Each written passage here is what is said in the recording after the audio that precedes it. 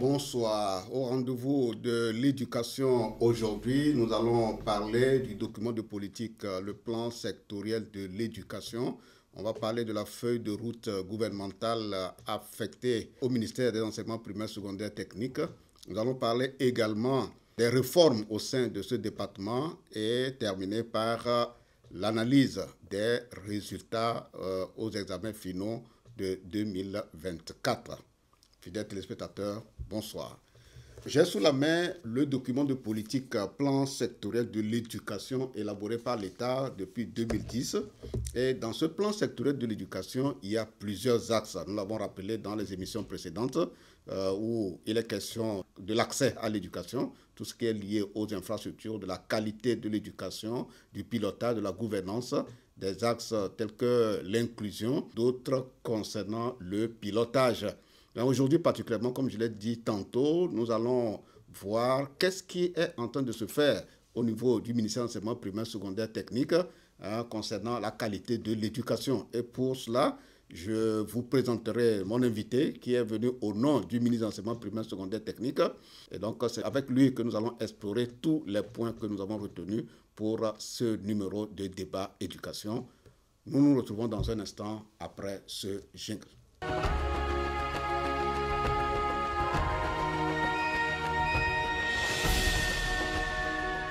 Je vous le disais, j'ai avec moi le doyen de l'inspection générale de l'éducation, M.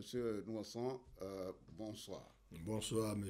Marcel. Bonsoir aux téléspectatrices et téléspectateurs de la TVT. On a entendu parler de l'inspection générale de l'éducation dont vous êtes le doyen. Mais je crois que plusieurs acteurs de l'éducation veulent bien savoir c'est quoi l'IGE, Inspection générale de l'éducation. Bien bon, tout le monde, presque quand on parle de l'inspecteur ou bien du conseil pédagogique, sait de quoi on parle. Maintenant, pour ce qui concerne les inspecteurs généraux de l'éducation qui constituent l'inspection générale de l'éducation, il faut dire que c'est un service qui est directement rattaché au ministre en charge des enseignements primaires, secondaires et techniques. Et on a la même structure aussi dans d'autres ministères. On parlera de l'inspection générale, des finances, des impôts. Et donc, l'inspection générale a pour mission de faire l'expertise disciplinaire et pédagogique et également évaluer les enseignements, apprentissages et les activités péri- et parascolaires qui se déroulent dans les établissements scolaires. Et à ce titre, les inspecteurs généraux de l'éducation contrôlent les activités des inspecteurs disciplinaires des conseils pédagogiques, évaluent les pratiques pédagogiques des enseignants et la qualité des enseignements apprentissages et rendent rapport à travers le doyen au ministre. Il faut noter qu'il y a eu une restructuration de l'IGE qui constitue l'un des volets des réformes et qui maintenant a institué 2 démembrements de l'inspection générale de l'éducation. Le démembrement nord qui est sous la direction du vice-doyen nord qui est basé à Kara et le démembrement sud qui est dirigé également par un vice-doyen, celui du sud qui est basé à Lomé. Chaque démembrement organise ses activités autour de ce que nous appelons le collège des inspecteurs généraux. Donc l'ensemble des inspecteurs généraux d'un démembrement constitue un conseil et déploie ses activités sous la direction du vice-doyen. Les 2 vice-doyens rendent compte au doyen qui à son tour rend compte au ministre. Voilà grosso modo si on veut parler de l'inspection générale de l'éducation et de ses attributions.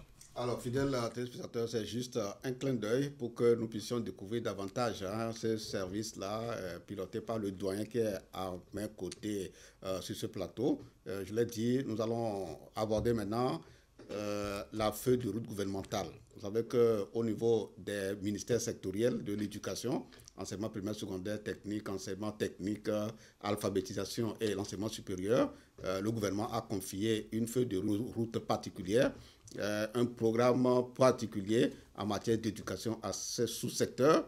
Et on va voir avec le doyen de l'inspection générale de nous rappeler d'abord les projets-programmes que l'État a confiés au MEPS. Au niveau du ministère des enseignements primaires, secondaires et techniques, les projets qui concernent ce département, c'est les projets P9 consacrés à l'accès, où il est question d'augmenter la capacité d'accueil de nos établissements scolaires, ce qui suppose la construction d'infrastructures et l'acquisition d'équipements pédagogiques et didactiques.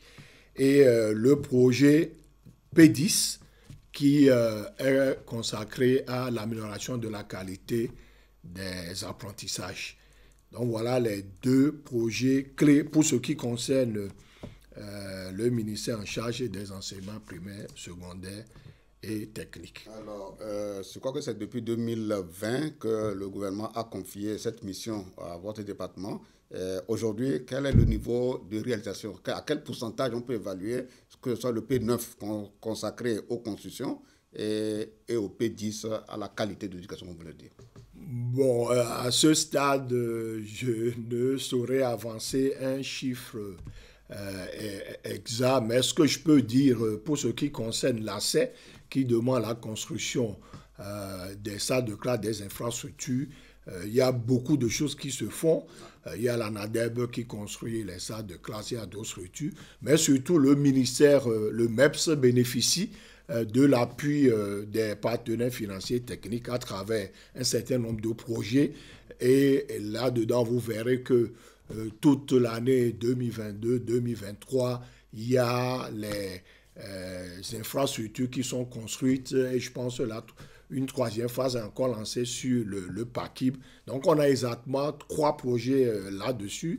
Le projet de réforme des collèges, qui est pareil qu'avec sa phase 2, qui a un certain nombre de constructions pour pouvoir rapprocher les collèges d'enseignement général des populations. Il y a le projet d'amélioration de l'accès et de l'amélioration de la qualité avec le projet PACEB financé par le partenariat mondial de l'éducation et la Banque mondiale. Là également, il y a une bonne place réservée aux constructions qui continue et nous espérons les boucler d'ici la fin du projet qui est fixé en 2025. Mais également avec la Banque islamique de développement, on a le projet Paquet aussi qui là, c'est pour améliorer l'accès équité de l'enseignement de base. Et là-dessus aussi, on a des constructions. Les 3 projets aussi financent également les intrants par rapport à l'amélioration de la qualité des apprentissages, à savoir l'acquisition de manuels, la construction de laboratoires de leur équipement, la formation des acteurs, surtout les enseignants, sur un certain nombre de thématiques. Donc, en gros, voilà ce que nous faisons et nous pouvons dire qu'à l'heure actuelle, quand même, le ministère peut se féliciter d'avancer comme entendu sur les objectifs fixés en termes de seuil. Et voilà ce que nous pouvons dire. On peut ajouter également que dans ce cadre aussi, il y a l'élaboration des manuels adaptés à l'enseignement. Ça a commencé au primaire. Maintenant, on est au collège et cette année, nous sommes sur les manuels de 5e. Nous espérons que à la rentrée prochaine, nous aurons les manuels de 6e en technologie, en mathématiques, en sciences de la vie et de la terre et en chimie, et physique et chimie. C'est ces 4 matières qui voient des manuels en train d'être élaborés en attendant de l'ouvrir aux autres disciplines et d'atteindre le secondaire 2 également. Okay. Alors, fidèles téléspectateurs, je crois que ceux qui ont suivi l'actualité de 2020 jusqu'à aujourd'hui, vous avez vu à plusieurs reprises le ministre de l'enseignement primaire et secondaire qui allait poser la première pierre de construction relayée par les directeurs régionaux et autres. Donc, ce qui confirme effectivement que tout ce que le doyen de l'inspection générale de l'éducation est en train de dire est une réalité dans notre système éducatif et on ne peut que féliciter le gouvernement pour tout ce qui est en train de faire et que les partenaires soient sensibles à l'accompagnement attendu pour qu'on puisse faire des bons qualitatifs. Alors, on va aborder, comme je l'ai dit, un autre aspect de nos échanges sur ce plateau concernant maintenant les réformes. Alors, vous savez que depuis 2020, le ministère a engagé un certain nombre de réformes dans le système éducatif. Des réformes qui sont en lien avec le diagnostic qui a été fait dans le système éducatif qui montrait que vraiment il y a beaucoup de dysfonctionnements, il y a beaucoup d'incohérences dans, disons, le fonctionnement du ministère. Depuis le sommet du niveau stratégique jusqu'à la base. Et il était nécessaire que ces réformes-là puissent être initiées. Et nous allons voir très rapidement avec le doyen de l'inspection générale de l'éducation, M. Nouassan Komla, qui est à mes côtés ici. L'impact de ces réformes, est-ce que vraiment ces réformes, prises une à une, est-ce que vraiment ça a contribué à apporter des changements souhaités par les acteurs de l'éducation?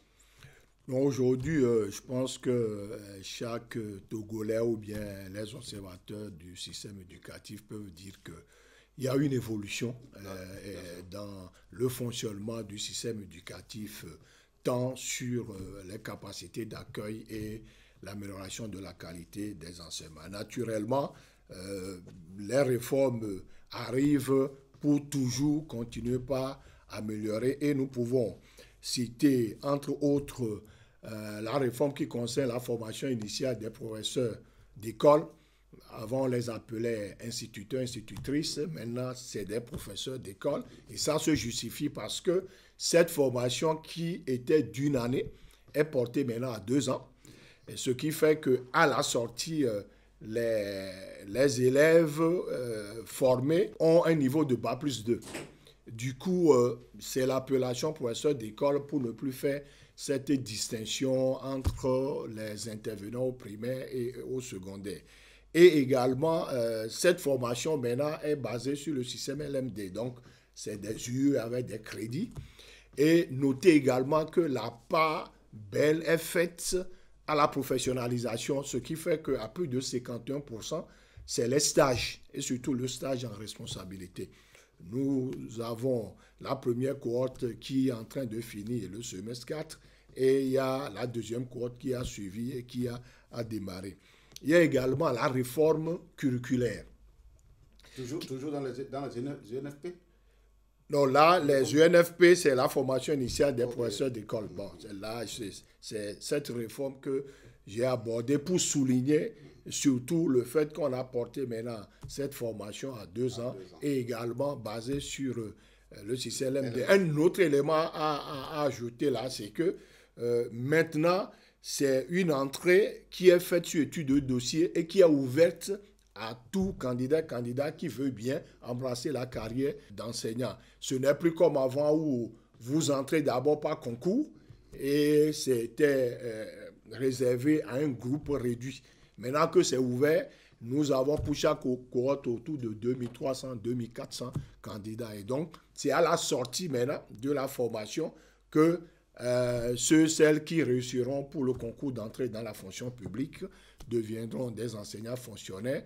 Mais en même temps, ce qui est intéressant là, c'est qu'il y a un stock qui permet aux établissements privés aussi de recruter des enseignants qualifiés. Et du coup, d'ici peu, on exigera alors des établissements privés de ne recruter que des enseignants qui ont suivi une formation initiale. La deuxième, c'est celle qui porte sur la révision des curricula. Et ça a commencé avec le primaire, on est au secondaire. Et d'ailleurs, le deuxième atelier d'actualisation des programmes de terminale a commencé. Et ceci est accompagné par une révision du format de l'épreuve. Et maintenant, en lien avec le projet d'harmonisation du baccalauréat dans la zone UEMOA, nous sommes dans l'approche par compétences. Et du coup, l'évaluation comporte 2 volets. L'évaluation des compétences, où nous donnons ce que nous appelons des situations complexes, significatives aux élèves. Ces situations, problèmes, vous ne pouvez pas voir l'issue a priori. Il faut vraiment se lancer dans des essais-erreurs, dans de l'investigation avant de trouver sa voie et la résoudre. Et à côté, il y a l'évaluation des ressources où nous retrouvons les questions objectives et les questions de rédaction que nous appelons les exercices traditionnels. Il y a également la restructuration de l'inspection générale de l'éducation dont je viens de parler pour pouvoir rapprocher l'IGE des régions et pouvoir appuyer le fonctionnement des directions régionales et des inspections. Il y a également l'introduction de l'anglais au préscolaire, au cours primaire, mais notamment après réflexion, on a décidé de commencer par le cours préparatoire pour pouvoir monter vers le cours moyen. Il y a également... avant que vous n'abordiez la prochaine réforme, en parlant de l'anglais, nous savons que le chef de l'État a engagé en tout cas le pays dans le Commonwealth. Quelle est la situation aujourd'hui? Est-ce qu'il y a quand même quelques avancées pour que véritablement le système éducatif puisse bénéficier des avantages du Commonwealth? Bon, déjà, pour ce qui concerne l'introduction de l'anglais, disons que nous sommes accompagnés. Okay. Nous sommes accompagnés avec ce que les autres pays ont déjà fait pour y aller. Il y a un point focal? Il y a un point focal qui est nommé pour le Commonwealth of Learning, qui est Madame Alaba, l'ancienne directrice de l'enseignement technique. Présentement, la semaine passée, il y a un atelier aussi qui a bouclé pour faire le point de l'expérimentation de l'anglais au primaire pour l'année qui vient de s'écouler. Il faut noter également qu'on a commencé déjà par bénéficier des avantages de l'entrée du Togo dans le Commonwealth. Il y a un projet qui est en train d'être bouclé sur ce que nous appelons l'école ouverte, où la licence. Il s'agira en ce moment d'un choix. Un élève peut dire, bon, moi, je vais suivre l'école classique en m'inscrivant dans un établissement et en suivant les cours physiquement. Un autre, vu son contexte, peut dire, moi, je suis les cours à distance à travers l'école ouverte. À condition qu'il ait accès facilement à l'Internet. Voilà, qu'il ait accès à l'Internet. Mais même ça, on va au-delà. Là où il y aura les problèmes d'accès à l'Internet, on va faire des imprimés. Okay. On va faire des imprimés. Donc, déjà, les premières retombées sont en train d'être constatées au niveau de l'entrée dans le Commonwealth. Alors maintenant, la prochaine réforme? Alors, la prochaine réforme, c'est la mise en place du Centre national de l'évaluation des apprentissages. Il est vrai que l'inspection générale a en charge aussi l'évaluation des apprentissages, mais le Centre national de l'évaluation des apprentissages, c'est un centre qui se consacre à ce que nous appelons les évaluations nationales. Genre le PASEC qui est une évaluation internationale, mais le pays même, à des échéances données, va faire des évaluations pour aller mesurer l'acquisition des compétences. C'est différent des examens nationaux, CPD, BPC que nous organisons. Donc, ce centre aussi est mis en place. Et est logé à quel niveau du ministère? Non, c'est c'est sur l'ancien bâtiment du ministère qui accueille maintenant les transports. Ok, d'accord. Bon, en attendant de trouver mieux. Okay, c'est bon. Bon, il y a également ce que nous avons déjà expérimenté, l'introduction des congés de détente. Ça aussi, c'est une réforme qui est un résultat du constat qu'il faut toujours savoir limiter la charge en matière d'éducation pour que élèves et enseignants puissent souffler, mais tout en étant en activité. Qu'est-ce qui a fait qu'au niveau des congés de détente, eh bien, on a eu comme l'impression que les enseignants et même les élèves ne savent pas comment, comme c'est nouveau dans le système, ils n'ont pas été informés sur comment ils doivent gérer ce temps-là, et d'autres élèves l'ont utilisé à des fins pervers.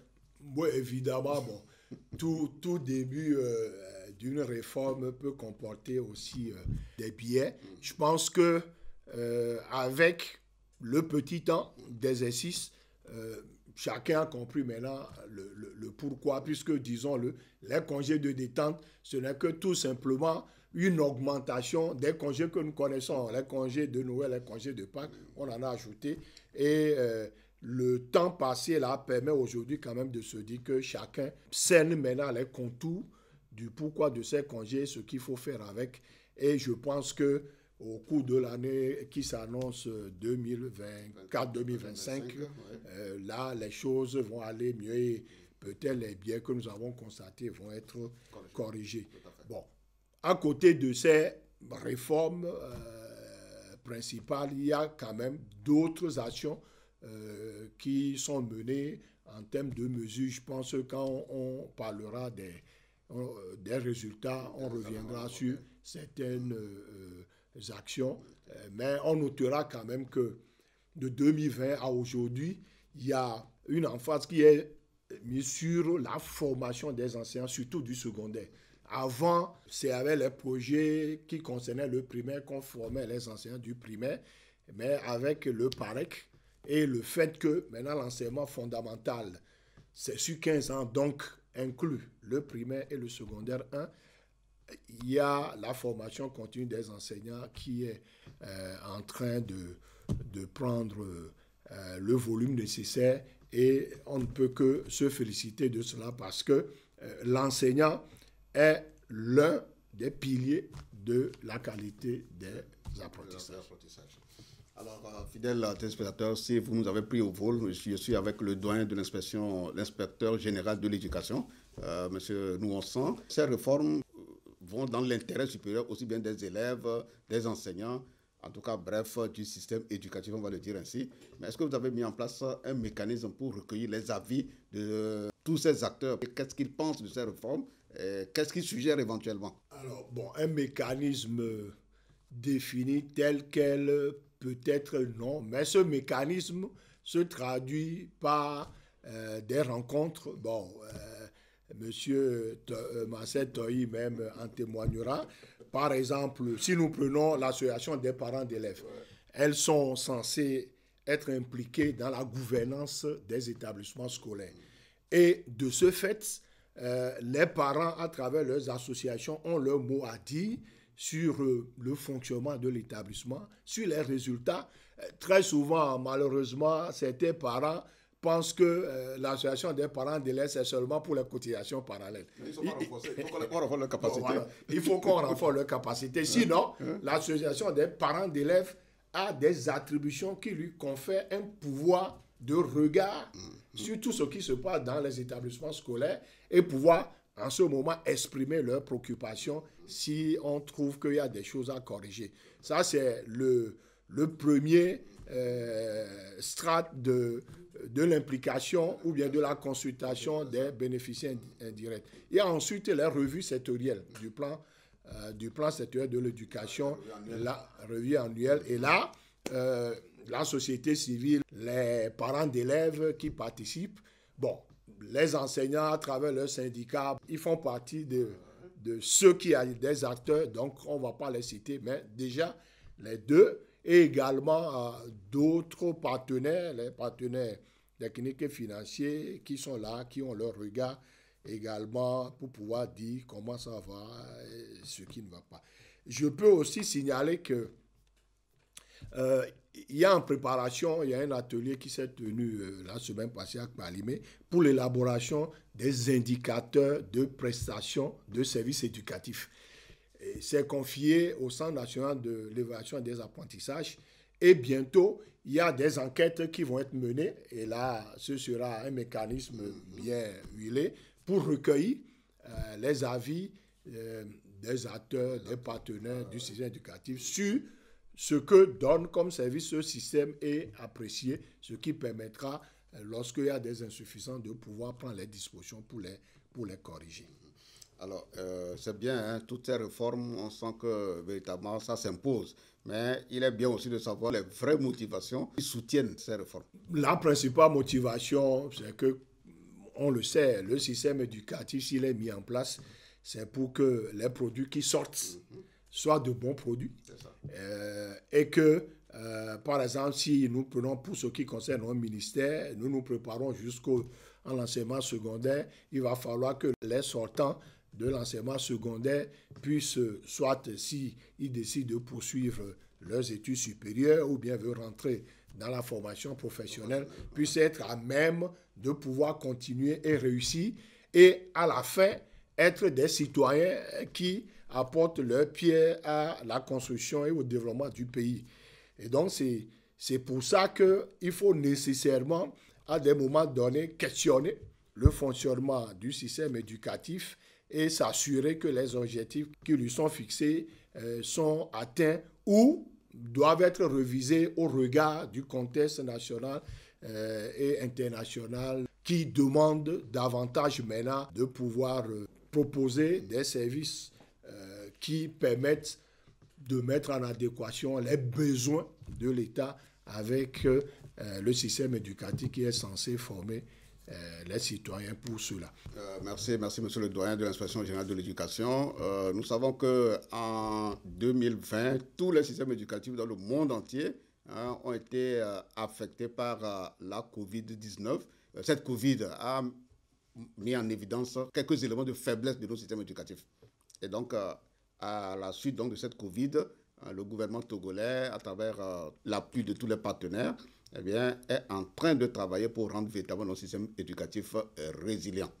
Alors, aujourd'hui, est-ce que nous sommes sur la bonne voie pour rendre, au vu des réformes que vous avez annoncées, ce qui va se faire aussi, est-ce qu'on peut dire que nous sommes sur la bonne voie pour rendre nos systèmes éducatifs véritablement résilients? Oui, effectivement, disons-le, nous sommes sur la bonne voie. Le grand problème, c'était quoi? Avec la pandémie de COVID-19, c'est qu'on était obligé de fermer les établissements scolaires à un moment donné. Et quand on ferme les établissements scolaires pour une durée plus ou moins élevée, effectivement, le système éducatif prend un coup. Et donc, c'est en ce moment qu'on a vu, mais il faut disposer de moyens et des mesures pour assurer la continuité pédagogique. Et ce qu'on a constaté, c'est que la continuité de l'enseignement demande à ce que la formation à distance soit installée. Et qui dit formation à distance, c'est déjà ce que nous avons avant, les radios scolaires, les cours à distance. Mais aujourd'hui, c'est la digitalisation du système éducatif qui permet de se prémunir de ces arrêts-là et s'ils surviennent, qu'on puisse continuer par assurer l'enseignement-apprentissage des élèves. Et donc, sur ce plan, comme je l'ai dit en citant tout à l'heure, l'appui que nous avons déjà au niveau du Commonwealth pour le projet d'école ouverte. Si l'école est ouverte, évidemment, même si physiquement les établissements sont fermés, les élèves, depuis leur maison, là où ils sont, l'essentiel est de pouvoir disposer d'une connexion ou bien avoir des imprimés, vont y aller. Également, au niveau du ministère, il y a le grand projet de digitalisation avec l'appui des 3 projets cités. Et il s'agit aujourd'hui de la mise en place d'une plateforme d'apprentissage sur laquelle on a les ressources pour les élèves. Les élèves auront un code d'accès, les enseignants. Cette plateforme aussi permet aux autorités du ministère de savoir comment le système fonctionne, surtout les enseignements-apprentissages.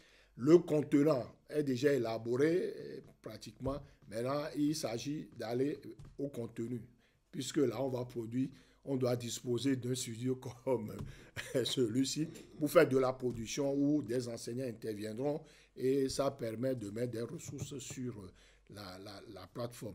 Il y a d'autres initiatives aussi qui ont vu le jour, Imagine École, CEFIT, et on peut dire aujourd'hui qu'on a quand même un stock acceptable d'enseignants qui sont formés à la production de contenu à digitaliser et nous nourrissons l'espoir que la durée qui est devant nous pour vraiment dire que tout est OK est plus très grande. Nous sommes actuellement à un niveau où on va parler des résultats scolaires.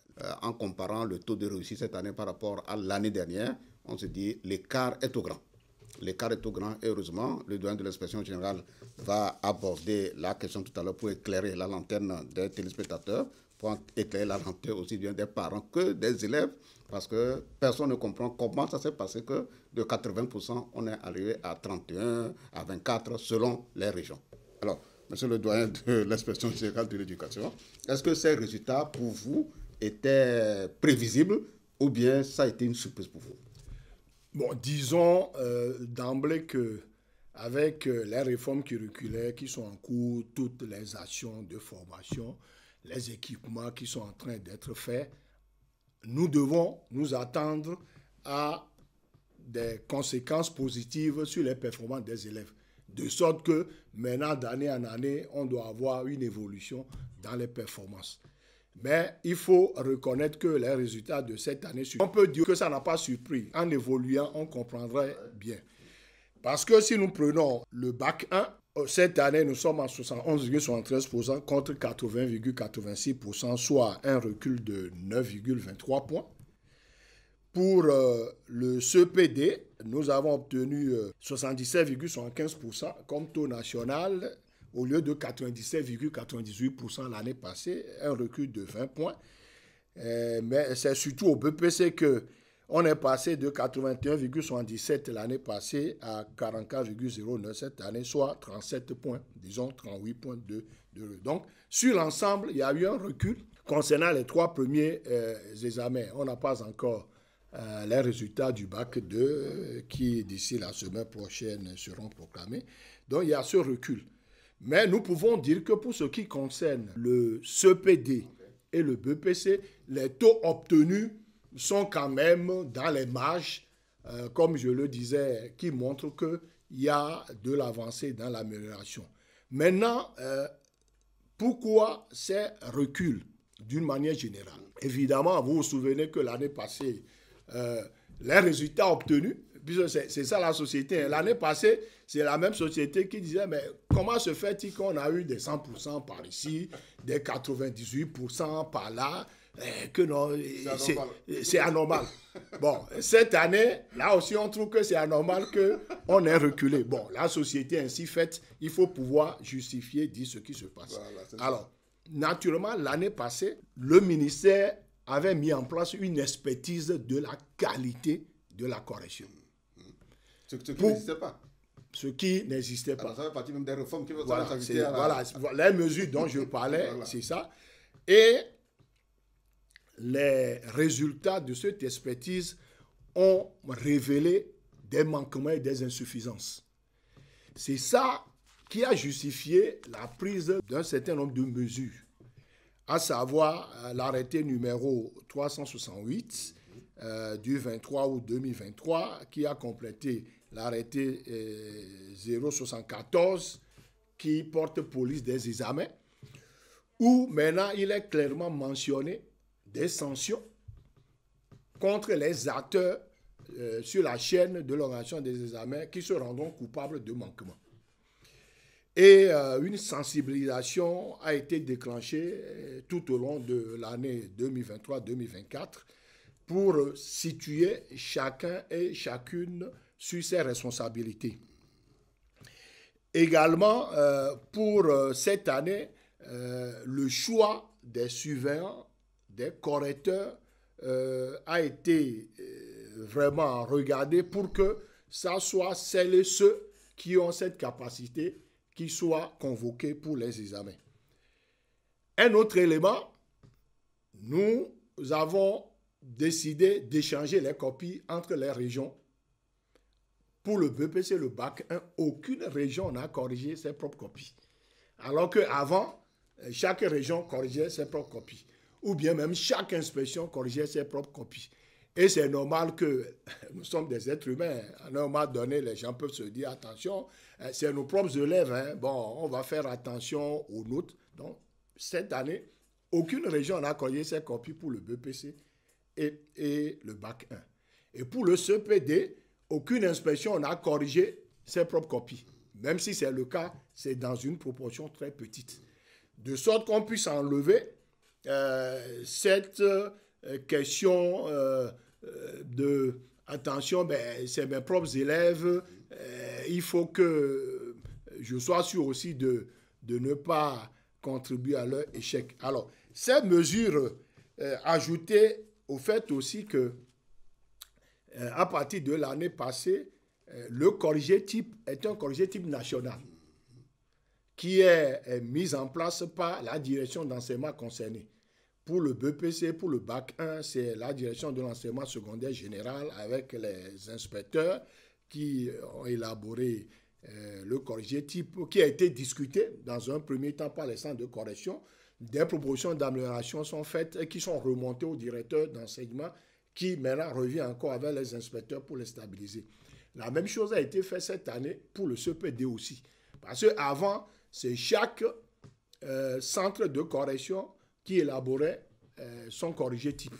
Donc, ces mesures, ces 3 mesures mises en place ont permis d'atténuer ce que nous appelons les échecs abusifs, c'est-à-dire ceux qui ne doivent pas échouer, échouent, et les réussites abusives également, c'est-à-dire celles qui ne doivent pas réussir, réussissent. Donc, ça a atténué les bails de complaisance, disons-le en dehors des intervalles possibles qui sont acceptables en docimologie. Donc, c'est ça qui justifie, je pense, dans une certaine mesure, ce recul. Mais pour le BEPC, il faut le dire, et là, je m'adresse à nos collégiens, quand vous donnez des conseils, et tous les inspecteurs le disent, que bon, attention, si vous ne vous mettez pas au travail, vous risquez de ne pas réussir. Mais ils sourient et vous disent, non, eux, ils savent qu'en fin d'année, ils vont réussir. Donc, c'est sûr qu'il y a beaucoup d'élèves qui sont restés dans cette posture pour attendre l'examen, pour pouvoir se débrouiller un peu et penser qu'ils allaient réussir. Bon, cette année, nous avons mis tout ce qu'il faut pour qu'on puisse justifier les résultats que nous avons obtenus. Et partant de là, je suis sûr que ça va déclencher également un déclic dans la tête de nos élèves pour que chacun puisse savoir que dès la rentrée, il faut préparer son examen pour ne pas être surpris. Et que les parents soient vraiment très impliqués, très impliqués et assurent l'encadrement. Même si on n'est pas instruit, le fait de demander à son enfant chaque fois qu'est-ce que vous avez fait à l'école, comment ça se passe. Et surtout, prendre le temps aussi de faire des visites dans l'établissement pour demander d'après le travail de votre élève. Ça permet à l'enfant de savoir que, attention, depuis la maison, on me surveille et si je ne fais pas bien, on saura. Alors, fidèles téléspectateurs, en fait, on avait véritablement besoin de comprendre ce qui s'est passé. Et au vu des explications du doyen de l'inspection générale de l'éducation, nous avons compris que c'est un travail de fond, en réalité, qui est fait au niveau du ministère. Oui, et ça, cela s'imposait. Cela s'imposait pour que ceux qui méritent de réussir soient des vrais méritants, véritablement. Et c'est ce que nous avons constaté à partir des résultats. Comme il a dit, nos chers élèves, filles comme garçons, eh bien, à la rentrée prochaine, sachez que vous devez vous appliquer, être assidus au cours et faire vos exercices, vos devoirs, et se concentrer sérieusement et éviter tout ce qui va vous divertir. Parce que nous avons constaté, nous on fait le tour dans les établissements chaque année, et nous échangeons beaucoup avec les élèves, les enseignants, les parents. Et on se rend compte que les élèves se laissent beaucoup divertir aujourd'hui par les médias, par les réseaux sociaux et autres. Et tout ça, c'est des pertes de temps inutiles. Vous avez tout intérêt, chers élèves, eh bien, vous avez tout intérêt à avoir une oreille attentive aux conseils que vous donne la hiérarchie de chaque établissement, que vous donnent vos parents et que nous aussi, au niveau de la télévision togolaise, nous essayons en invitant les personnes ressources pour venir vous transmettre ce même message, de vous appliquer quand vous êtes à l'école parce que votre avenir en dépend. Alors, monsieur le doyen de l'inspection générale de l'éducation, bientôt, en tout cas bientôt, c'est la rentrée scolaire 2024-2025. Dites-nous quels sont les défis qui sont devant vous au niveau du ministère. Alors, ces défis se voient à travers les perspectives que nous nous donnons déjà à savoir que, à la date d'aujourd'hui, nous ne pouvons pas dire que dans chaque contrée, il y a un établissement public assez proche. Parce que c'est le devoir de l'État d'implanter un établissement public. Et ce n'est qu'en ce moment que si un parent même décide d'envoyer son enfant dans un établissement privé, laïque confessionnel, ce sera de son choix. Et ceci suppose qu'il faut continuer par renforcer la construction des infrastructures. Et donc, pour l'année 2024-2025, effectivement, ce défi est à relever et les conditions sont déjà là à travers les différents projets pour continuer toujours la construction et l'extension, la réhabilitation des salles et la construction de nouvelles salles. Il y a le renforcement de l'enseignement pratique des sciences. Ça aussi, c'est un défi parce que il est vrai qu'il faut des laboratoires pour faire des manipulations. Mais pour certaines manipulations, on peut partir des objets de récupération pour pouvoir faire le travail. Si je vais montrer la combustion du soufre aux élèves en 5e ou bien en 6e, je n'ai pas besoin d'un grand laboratoire, je peux me prendre des objets pour le faire. Et donc, il y a un travail qui rappelle aux enseignants en charge des sciences expérimentales l'obligation de faire vivre le cours par les élèves et ne plus se contenter, de toujours se contenter de décrire le voltamètre au tableau, l'électrolyse au tableau. Donc, ce défi est pisté et le ministère a déjà mis en place des actions avec l'accompagnement de l'UNICEF et d'autres PTF, puisque aujourd'hui, voilà, aujourd'hui nous disposons d'un document portant normes de construction des laboratoires et d'équipement de ces laboratoires, et également le ministère avait mis en place la commission STEM, sciences, technologies, mathématiques et ingénierie, qui a proposé une feuille de route pour pouvoir booster cet enseignement. La même chose a été faite du côté des langues vivantes étrangères. Donc, il faut que de plus en plus dans nos classes, que les élèves vivent les sciences expérimentales. Il y a également le recours à la digitalisation, comme je l'ai dit. Nous avançons, il y a des choses qui vont commencer par se faire voir bientôt. Il y a l'augmentation de la proportion des élèves, en particulier des filles, dans les filières scientifiques et technologiques. Ça aussi, c'est un problème, un défi qui reste pendant. Nous n'avons pas les effectifs dans les séries C ou bien dans les filières industrielles et technologiques qui sont vraiment réduits. Et quand vous parlez des élèves filles, vous n'en trouvez pas beaucoup. Il y a les prochains recrutements des nouveaux enseignants. Et nous pouvons déjà nous féliciter que pour ce qui concerne le primaire, le prochain concours va permettre de recruter à plus de 90% les enseignants qui ont subi une formation initiale dans les écoles normales de formation des professeurs d'école. Donc, il ne s'agira plus de prendre un grand nombre de gens qui n'ont seulement que le bac. Il faut nécessairement montrer son diplôme de formation et pour le moment, à 90%, on peut l'assurer.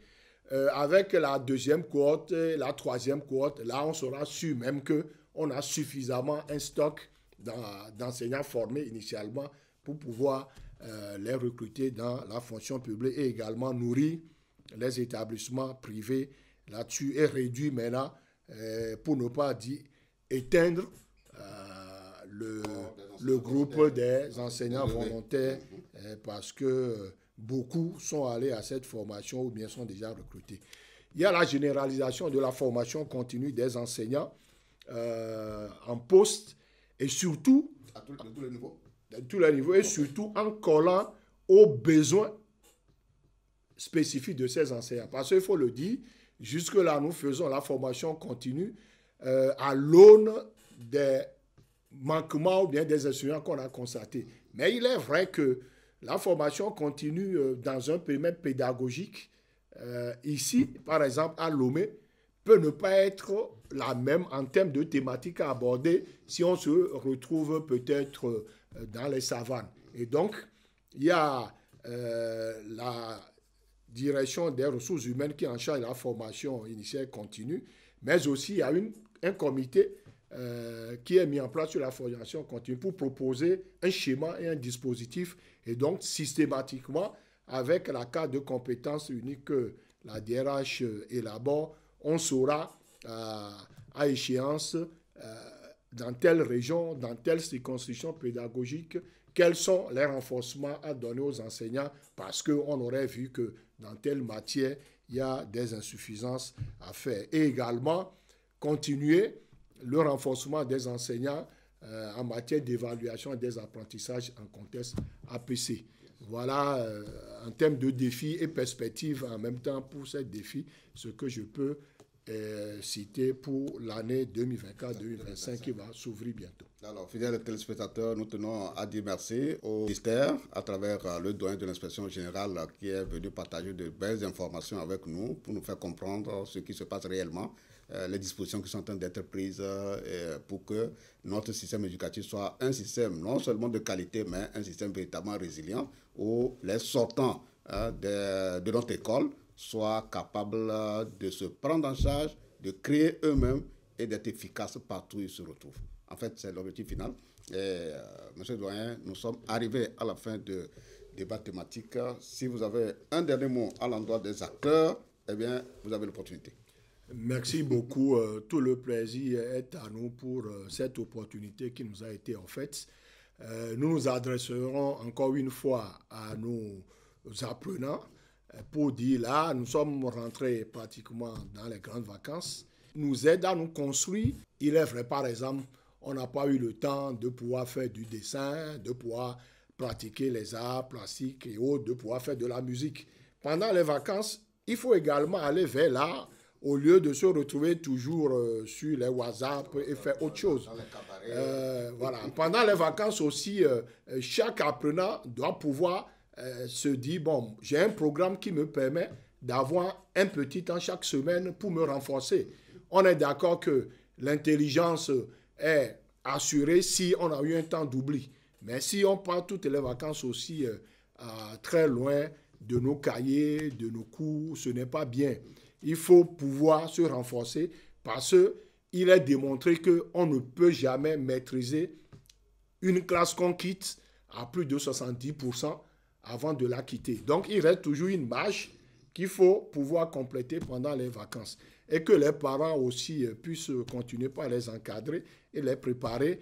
Et chacun doit se dire, à partir des constats que nous avons faits, que pour l'année scolaire 2024-2025, qu'on doit changer de mentalité au niveau des apprenants, se mettre au travail comme M. Marcel a répété tout à l'heure, pour que chaque année scolaire puisse être conclue par de bons résultats, des résultats qui sont mérités et qui sont justifiés.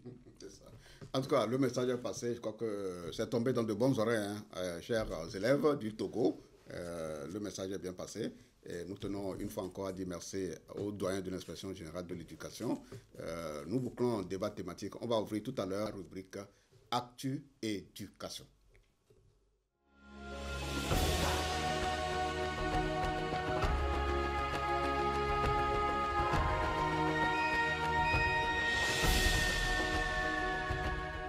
Dans la rubrique Actu Éducation, nous retenons que la protection de l'environnement fait partie des priorités du gouvernement, des priorités au niveau international.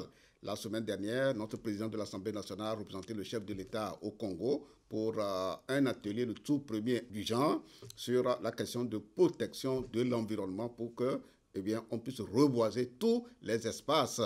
Et au niveau du système éducatif, nous avons approché un chef d'établissement, c'est une dame, alors c'est le CEG Ville 2, où nous sommes allés voir comment ils prennent en compte, cet établissement prend en compte les questions de protection de l'environnement, développe les éco-gestes auprès des élèves et des enseignants pour rendre l'environnement vivable dans leur établissement, suivant la directive du CEG Ville 2, dans la région maritime.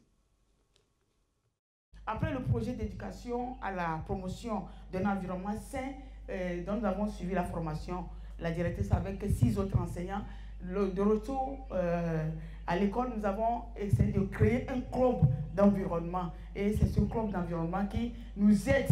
D'abord, nous avons commencé, vu que notre établissement est un peu dérangé par l'érosion, nous avons commencé par mettre le couvert végétal en mettant le gazon. Et nous avons également fait disparaître nos dépotoirs. Avant, nos grands dépotoirs étaient au niveau des revendeurs, derrière les revendeuses, mais juste après cette formation, on s'est dit qu'il faudrait que l'environnement soit sain, il faudrait que l'environnement soit vivable pour les élèves. On a dégagé ces grands dépotoirs pour les amener très loin.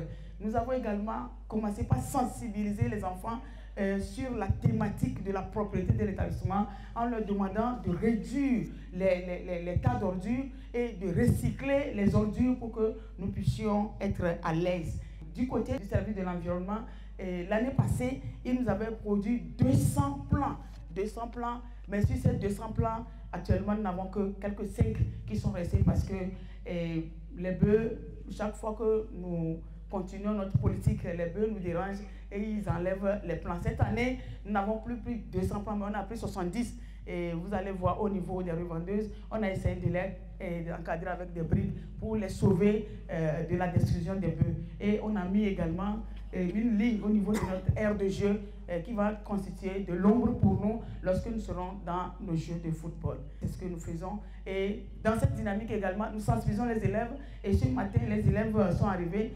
On ne les oblige pas à balayer. Ils savent que pour que l'environnement soit propre et vivable pour eux-mêmes et pour nous tous, on doit balayer. Donc chaque fois, ils balayent. Mais quelquefois, c'est qu'ils balayent eux-mêmes, ils remettent encore les sachets. Je suis propre. Je suis propre. Je suis sain. Je suis sain. Et chaque 1er juin, chaque 1er juin,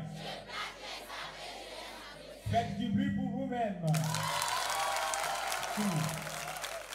Les réflexes de protection de l'environnement, les éco-gestes dont sont porteurs ces élèves, ils réinvestissent tout cela dans leur vie quotidienne, dans les associations auxquelles ils militent, etc.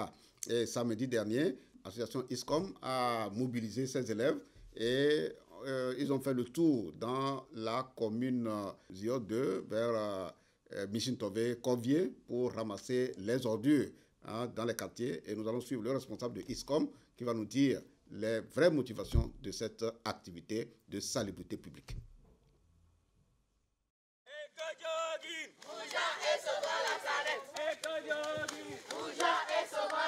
Nous sommes réunis dans le cadre de l'implémentation du projet Alliance sportive communautaire pour le renforcement des liens sociaux et la cohésion pacifique dans les communes du Zion 1 et du Zion 2. Ce projet qui est soutenu par l'ambassade de France au Togo est mis en œuvre avec l'appui de mairies et les associations sportives, les coloris du Togo et au fitness a pour but de renforcer la cohésion pacifique et permettre aux jeunes femmes, enfants de pouvoir interagir, de pouvoir se familiariser, de pouvoir ensemble contribuer au développement de leur communauté, mais à travers les activités sportives et socio-culturelles. Donc nous sommes réunis ce matin dans le cadre de notre activité qui est basée sur plusieurs instruments que sont le Zumba Fitness, que sont aussi le co-jogging, que nous valorisons pour permettre aux jeunes de pouvoir développer des capacités, des compétences personnelles et de pouvoir contribuer au développement de leur communauté dans plusieurs domaines. Faire du footing en ramassant les déchets. Ils sont munis de leurs gants, ils sont munis aussi de leurs contenants plastiques et donc ils vont courir, ils vont faire des petits sauts tout en ramassant les déchets partout dans la sphère de cette commune. Cela leur permet de s'engager pour le développement de leur communauté à travers la protection de l'environnement. L'action citoyenne de protection de l'environnement est soutenue par la commune Zio 2 et nous avons tendu le micro au secrétaire général de cette commune. Éco-jogging, bougeons et sauvons la planète. Éco-jogging, bougeons et sauvons la planète. Éco-jogging, bougeons et sauvons la planète. Éco-jogging, bougeons et sauvons la planète. Éco-jogging, bougeons et sauvons la planète. Et sauvons la planète.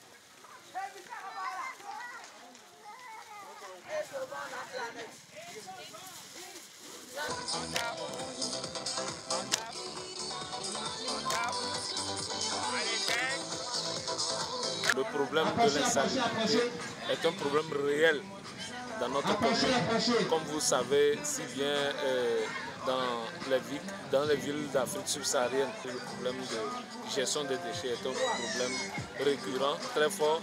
Et il faut que des initiatives de tel genre puissent inculquer à la jeunesse le bien fondé de pouvoir mieux gérer nos ordures pour un environnement plus sain qui puisse vraiment permettre un développement durable de notre pays. Au-delà de la protection de l'environnement, il y a eu aussi le message de la cohésion pacifique, le message de la paix dans la commune. Quand on se parle, c'est qu'on ne peut pas se frapper.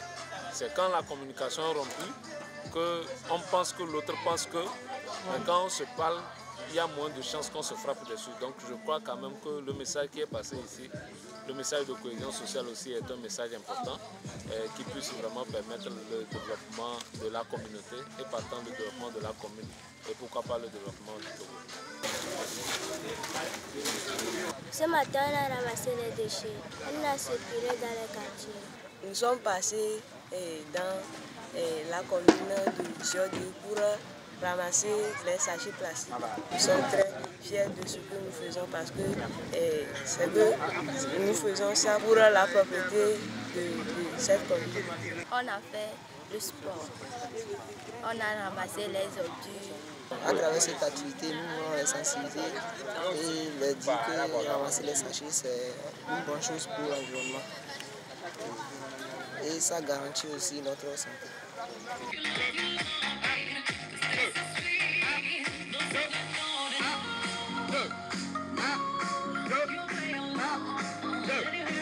L'assainissement du cadre de vie, les artisans de Sotou-Bois, dans le cadre de leur 4e édition de l'artisanat, en ont fait une priorité. Eux aussi, ils ont posé un acte de protection de l'environnement en désherbant les alentours du centre hospitalier de Sotou-Bois. Suivons ce reportage sur le commentaire de notre confrère d'Actop Sotou-Bois. La 4e édition des Journées de l'artisanat togolais n'est pas passée inaperçue à Sotou-Bois. Pour cette année encore, les artisans de Sotou-Bois, à travers la Chambre préfectorale des métiers, ont marqué d'un cachet spécial cet événement par un programme aussi riche que varié du 1er au 3 juillet 2024. Ainsi, c'est par une action de salubrité publique que ces artisans, issus de presque tous les corps de métier, ont démarré leur célébration. Lieu choisi, l'enceinte du centre hospitalier préfectoral de Sotou-Bois. Le lundi 1er juillet 2024, ce lieu a été pris d'assaut par ces nombreux artisans qui y ont procédé à des travaux de nettoyage, espérant ainsi contribuer à l'entretien de ce lieu fréquenté du public. Une action qui n'a pas laissé indifférent le docteur Agbemadon Kokou Elike, directeur préfectoral de la santé de Sotou-Bois, qui a salué cette initiative et surtout s'est réjoui du choix du CHP pour cette activité. Vraiment, nous tenons à les remercier et que nous ne pouvons que leur souhaiter une bonne suite de travail. Au nom du ministère de la Santé, au nom de la direction régionale de la santé, au nom de la préfecture, nous les remercions et nous leur souhaitons toujours une bonne suite de travail. Une fête surtout des artisans, bien sûr que ça ne peut pas se passer entre les 4 murs. C'est ainsi qu'au 2e jour de leur programme, les artisans, sans distinction de métier, patrons comme apprenants, se sont mués dans une gigantesque caravane. Accompagnés de musique et chants, ceux-ci ont sillonné les grandes artères de la ville de Sotou-Bois, une belle manière de clamer haut et fort que les artisans sont effectivement en fête. Cependant, la Fédération nationale des syndicats de l'éducation nationale, la FESEN, organise chaque année une rencontre de renforcement de capacité avec leurs partenaires canadiens. Et pour cette année 2023-2024, eh bien, 2 sites ont été retenus. Un renforcement de capacité sur plusieurs thématiques. On permet aux enseignants regroupés venus de tout le pays d'être renforcés et de pouvoir réinvestir tout ce qu'ils ont acquis au cours de l'année prochaine, 2024-2025. Nous allons suivre le secrétaire général fédéral de la FESEN qui nous explique les enjeux de cette rencontre annuelle. La Fédération des syndicats de l'éducation nationale, la FESEN, chaque année organise à l'endroit de ses membres une formation pédagogique. Et cette formation est organisée conjointement par la FESEN et son partenaire, la Fédération des enseignantes et enseignants canadiennes, donc abrégé FCE. Et notre mission, c'est d'accompagner le gouvernement dans sa feuille de route, faisant alors de l'éducation le pilier de développement de la nation. Ainsi donc, comme il y a eu des innovations, des réformes dans notre secteur, nous voulons alors outiller nos enseignants, nos membres, bien que tous ne sont pas venus ici, mais les 160 enseignants qu'on aura formés au cours de ces 2 semaines, ils iront alors dupliquer les acquis. Donc au cours de ces 2 semaines de rencontres, nous aurons à partager sur des notions telles que la préparation et gestion de la classe. On parle là des styles d'enseignement. Nous avons aussi, entre autres, vers la fin, parlé aussi de l'évolution dans la carrière enseignante et puis la syndicalisation pour que les stratégies d'apprentissage permettant alors nos membres d'être au parfum des réformes qui se passent actuellement. Nous avons aussi, sans le savoir, qu'actuellement nous sommes dans une approche qu'on appelle l'approche par les compétences. Et dans cette approche, il y a eu des innovations, c'est-à-dire que comment alors évaluer en approche par les compétences, où il y a les stratégies, nous avons des critères pour avoir maintenant des notes plus objectifs. Le syndicat a plusieurs objectifs, plusieurs visions, et il a aussi des missions comme le rôle représentatif, le rôle formatif. Et actuellement, nous sommes sur le rôle formatif. Nous ne sommes pas là seulement pour faire des revendications, mais nous devons accompagner aussi le gouvernement dans sa feuille de route, faisant alors de l'éducation le pilier fondamental du développement de la nation.